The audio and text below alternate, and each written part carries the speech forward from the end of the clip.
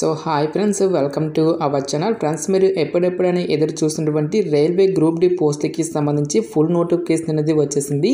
Just మీరు 10th class క్వాలిఫికేషన్తో ఈ యొక్క జాబ్స్ అన్నిటికీ కూడా మనము అప్లై అనేది చేసుకోవచ్చు. సో జాబ్లో చేరేగానే మనకి 40,000కి పైగా మనకి శాలరీ అనేది రావడం జరుగుతుంది.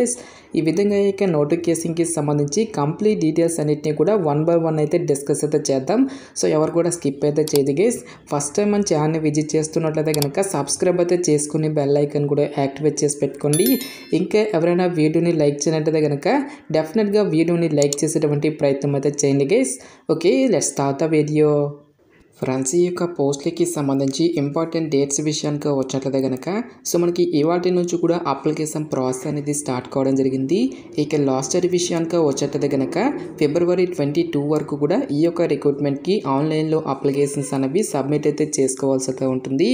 సో ఇక పోస్ట్కి సంబంధించి ఆన్లైన్ మిస్టేక్స్ ఏమైనా ఉంటే కనుక February 25 నుంచి March 6 వరకు కూడా మనకి ఈ యొక్క ఆప్షన్ అనేది ఉంటుంది. సో ఈ యొక్క టైంలో మీరు ఆన్లైన్లో ఏదైతే మిస్టేక్స్ అనేవి చేశారో సో ఒక మిస్టేక్స్ ఏమైనా ఉంటే కనుక మనకి మోడిఫై చేసుకోవడానికి ఛాన్స్ అనేది కల్పిస్తూ ఉన్నారు. నెక్స్ట్ ఈ యొక్క వేకెన్సీస్కి ఎవరెవరు అప్లై చేసుకోవచ్చు అని చూసుకున్నట్టయితే కనుక ఆల్ ఇండియన్ నేషనల్ సిటిజన్స్ అందరికీ కూడా మనకి ఈక్వల్ ఛాన్సెస్ అనేవి ఇవ్వడం జరిగింది. అంటే మీరు ఏ స్టేట్కి చెందిన వారైనా సరే both male and female candidates ఇద్దరు కూడా ఈ యొక్క రిక్రూట్మెంట్కి ఆన్లైన్లో అప్లై అనేది చేసుకోవచ్చు. సో పోస్టుల వారిగా వేకెన్సీస్కి సంబంధించిన డీటెయిల్స్తో పాటు నెక్స్ట్ ఏజ్ లిమిట్, పే స్కేల్కి సంబంధించిన డీటెయిల్స్ కనుక చూసుకున్నట్టయితే కనుక సో ఈ యొక్క పోస్టులకి సెలెక్ట్ అయినటువంటి క్యాండిడేట్స్కి సెంట్రల్ గవర్నమెంట్ లెవెల్ 1 ప్రకారం సో మనకి బేసిక్ పేనే 18,000 రూపీస్ అనేది పే చేయడం జరుగుతుంది. ఇది మనకి జస్ట్ బేసిక్ పే మాత్రమే. సో ఇక బేసిక్ పేతో పాటు చాలా రకాల కేంద్ర ప్రభుత్వానికి సంబంధించి అలవెన్సెస్ అనేవి కూడా మనకి పే చేయడం జరుగుతుంది. ఈ విధంగా అన్ని అలవెన్సెస్ కలుపుకుంటే మనకి అప్రాక్సిమేట్లీ వచ్చేసరికి 35,000కి పైగా మనకి శాలరీ అనేది రావడం జరుగుతుంది.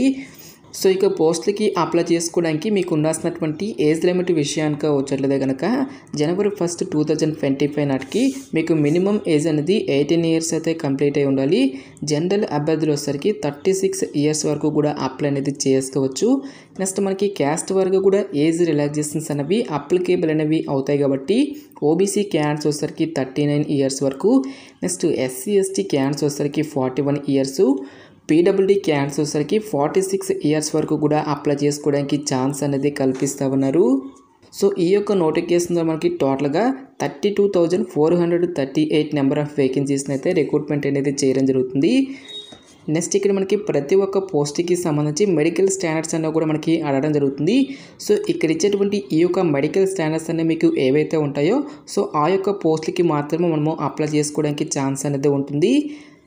నెక్స్ట్ ఈ యొక్క పోస్టులకి సంబంధించి అప్లికేషన్ ప్రాసెస్ విషయానికి వచ్చేట్లయితే కనుక ఓన్లీ ఆన్లైన్లోనే అప్లై చేసుకోవాల్సి అయితే ఉంటుంది.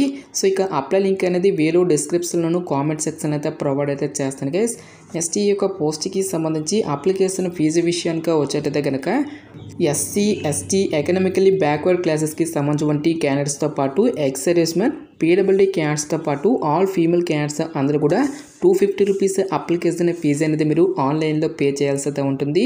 వన్స్ అగైన్ మీరు ఈ యొక్క రిటర్న్ ఎగ్జామినేషన్కి అటెండ్ అయిన తర్వాత ఈ యొక్క 250 రూపీస్ అప్లికేషన్ ఫీజు అనేది దాన్ని మీకు మళ్ళీ మీకు రిఫండ్ అనేది చేయడం జరుగుతుంది గైస్. సో ఇక్కడ ఇచ్చేటువంటి ఈ యొక్క కేటగిరీకి సంబంధించిన క్యాండిడేట్స్ కాకుండా రిమైనింగ్ కేటగిరీకి చెందినటువంటి క్యాండిడేట్స్ అందరూ కూడా 500 రూపీస్ అప్లికేషన్ ఫీజు అనేది మీరు ఆన్లైన్లో పే చేయాల్సి అయితే ఉంటుంది. వన్స్ అగైన్ మీరు ఆన్లైన్ రిటర్న్ ఎగ్జామినేషన్కి అటెండ్ అయిన తర్వాత 400 రూపీస్ వరకు కూడా ఈ యొక్క అమౌంట్ అనేది మీకు మళ్ళీ రిఫండ్ అనేది చేయడం జరుగుతుంది. నెక్స్ట్ ఈ యొక్క పోస్ట్లకి సంబంధించి సెలక్షన్ ప్రాసెస్ అనేది ఏ విధంగా ఉంటుంది అని చూసుకున్నట్లయితే కనుక టోటల్గా ఇక్కడ మనకి 4 స్టేజెస్లో ఈ యొక్క వేకెన్సీస్కి సంబంధించి సెలక్షన్ అనేది కంప్లీట్ అయితే చేయడం జరుగుతుంది. ఫస్ట్ ఆఫ్ ఆల్ ఈ యొక్క పోస్ట్కి సంబంధించి ఆన్లైన్ రిటర్న్ ఎగ్జామినేషన్ అనేది కండక్ట్ చేయడం జరుగుతుంది గైస్. ఎవరైతే ఇక రిటర్న్ ఎగ్జామినేషన్ని క్లియర్ చేసినటువంటి క్యాండిడేట్స్కి ఫర్దర్గా మనకి ఫిజికల్లీ ఎఫిషియన్సీ టెస్ట్ అనేది కండక్ట్ చేయడం జరుగుతుంది.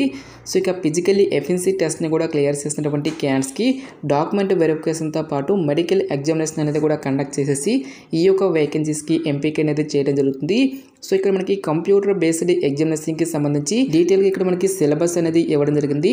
టోటల్గా మనకి 90 మినిట్స్ పాటు కూడా ఈ యొక్క టెస్ట్ అనేది కండక్ట్ చేయడం జరుగుతుంది. టాపిక్స్ కనుక చూసుకున్నట్లయితే కనుక జనరల్ సైన్స్ నుంచి మనకి 25 క్వశ్చన్స్, మ్యాథమెటిక్స్ నుంచి 25 questions, general intelligence and reasoning నుంచి 30 questions, general awareness and current affairs నుంచి టోటల్గా మనకి 20 మల్టిపుల్ చాయిస్ క్వశ్చన్స్ అనేవి అడగడం జరుగుతుంది. ఈ విధంగా మనకి టోటల్గా 100 మార్క్స్కి ఈ యొక్క ఎగ్జామినేషన్ అనేది కండక్ట్ చేయడం జరుగుతుంది గైస్. ఈచ్ వన్ కరెక్ట్ ఆన్సర్కి మనకి 1 మార్క్ అనేది కేటాయిస్తారు. ప్రతి రాంగ్ ఆన్సర్కి కూడా మనకి 1/3 నెగిటివ్ మార్కింగ్ అనేది ఉంటుంది. సో 3 మిస్టేక్స్కి 1 మార్క్ అనేది డిడక్ట్ చేయడం జరుగుతుంది అని చెప్పేసి ఇక్కడ మనకి రిక్రూట్మెంట్ నోటిఫికేషన్లోనే క్లియర్గా మెన్షన్ చేయడం జరిగింది. సో ఇక్కడ మనకి ప్రతి ఒక్క టాపిక్కి సంబంధించి డీటెయిల్గా ఇక్కడ మనకి సిలబస్ అనేది ఇవ్వడం జరిగింది. ఓన్లీ 10th స్టాండర్డ్ లెవెల్లోనే మనకి ఈ యొక్క క్వశ్చన్స్ అనేవి రావడం జరుగుతుంది గైస్. సో ఇక్కడ ఇచ్చేటువంటి ఈ యొక్క పర్టికులర్ టాపిక్స్ నుంచే రిలేటెడ్గా మనకి క్వశ్చన్స్ అనేవి రావడం జరుగుతుంది. నెక్స్ట్ ఇక్కడ మనకి ఫిజికల్లీ ఎఫిషియన్సీ టెస్ట్కి సంబంధించిన డీటెయిల్స్ కనుక చూసుకున్నట్లయితే కనుక ఆల్ మెయిల్ క్యాండిడేట్స్ అందరూ కూడా 35 kgs గల వెయిట్ని పట్టుకొని 100 మీటర్స్ని మీరు 2 మినిట్స్లో అయితే కంప్లీట్ చేయాల్సి అయితే ఉంటుంది. నెక్స్ట్ 1000 మీటర్స్ని మీరు 4 minutes 15 secondsలో అయితే ఇక రేస్ అనేది మీరు కంప్లీట్ చేయాల్సి అయితే ఉంటుంది గైస్. నెక్స్ట్ ఫీమేల్ క్యాండిడేట్స్కి వచ్చేసరికి 20 kgs గల వెయిట్ని పట్టుకొని 100 మీటర్స్ని మీరు 2 minutesలో అయితే కంప్లీట్ చేయాల్సి అయితే ఉంటుంది. నెక్స్ట్ 1000 మీటర్స్ గల రేస్ని మీరు 5 minutes 40 secondsలో ఈ యొక్క రేస్ అనేది మీరు కంప్లీట్ చేయాల్సి అయితే ఉంటుంది గైస్. నెక్స్ట్ ఎగ్జామినేషన్ సెంటర్స్కి సంబంధించిన డీటెయిల్స్ కనుక చూసుకున్నట్లయితే కనుక మనకు సొంత రాష్ట్రంలోని ఈ యొక్క పోస్టులకి సంబంధించి ఎగ్జామినేషన్స్ అనేవి కండక్ట్ చేసేటువంటి ఛాన్స్ అనేది ఉంటుంది. సో ఇక పోస్టులకి సంబంధించి అప్లై చేసుకోవడానికి మీకు ఉండాల్సినటువంటి ఎసెన్షియల్ ఎడ్యుకేషనల్ క్వాలిఫికేషన్ విద్యా అర్హత విషయానికి వచ్చేట్లయితే కనుక సో ఇక్కడ మనకి పోస్ట్ పారామీటర్స్ అని చెప్పేసి ఒక టేబుల్ అనేది ఇవ్వడం జరిగింది. సో ఇక్కడ ఇచ్చేటువంటి ఈ యొక్క టేబుల్ను కనుక మనం పరిశీలించినట్లయితే కనుక సో ఏ జాబ్స్ని మనకి ఈ యొక్క నోటిఫికేషన్ ద్వారా భర్తీ చేస్తున్నటువంటి డీటెయిల్స్తో పాటు ఏ డిపార్ట్మెంట్ కిందకి ఒక పోస్టులు అనేవి వస్తాయి, ఒక పోస్టులకి సంబంధించినటువంటి మెడికల్ స్టాండర్డ్స్ అనేవి కూడా ఇవ్వడం జరిగింది. నెక్స్ట్ ఇక్కడ మనకి ఎడ్యుకేషనల్ క్వాలిఫికేషన్ అనేది కూడా ఇవ్వడం జరిగింది. ఎవరైతే 10th క్లాస్ కానీ లేదంటే ఐటీఐ అనేది ఎవరైతే కంప్లీట్ చేసినటువంటి క్యాండిడేట్స్ ఉంటారో ఆ యొక్క క్యాండిడేట్స్ మాత్రమే ఈ యొక్క జాబ్స్కి అప్లై చేసుకోవాల్సి అయితే ఉంటుంది. 10th క్లాస్ వరకు మనకి సపరేట్గా వేకెన్సీ అనేవి కేటాయించడం జరిగింది.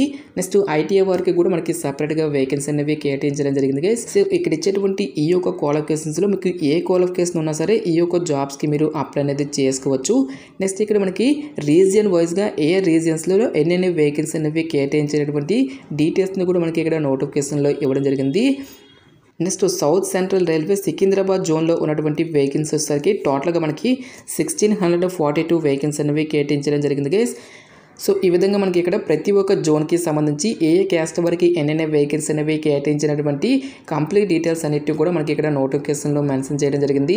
అన్ని క్యాస్ట్ల వరకు కూడా వేకెన్సీ అనేవి కేటాయించడం అనేది జరిగింది గైస్. సో ఇక్కడ ఇచ్చేటువంటి ఈ యొక్క జోన్స్లలో ఏ ఒక్క జోన్కైనా మీరు అప్లై అనేది చేసుకోవచ్చు.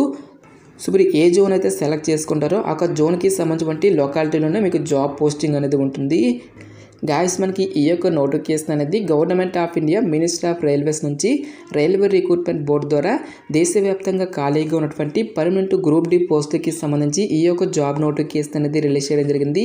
సో ఇంట్రెస్ట్ ఎలిజిబుల్ క్యాండిడేట్స్ డెఫినెట్గా ఈ యొక్క రిక్రూట్మెంట్కి అప్లై అనేది చేసుకోండి.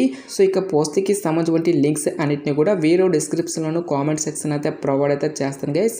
ఇంకా ఈ యొక్క నోటిఫికేషన్కి సంబంధించి మీకు ఎటువంటి డౌట్స్ వచ్చినా సరే నాకు కామెంట్ సెక్షన్లో కామెంట్ అయితే చేయండి. ఎటువంటి మరిన్ని జాబ్ అప్డేట్స్ కోసం మన ఛానల్ని సబ్స్క్రైబ్ చేసుకుని బెల్ ఐకాన్ కూడా యాక్టివేట్ చేసి పెట్టుకోండి. సో ఇది ఫ్రెండ్స్ ఇవాల్టి వీడియో.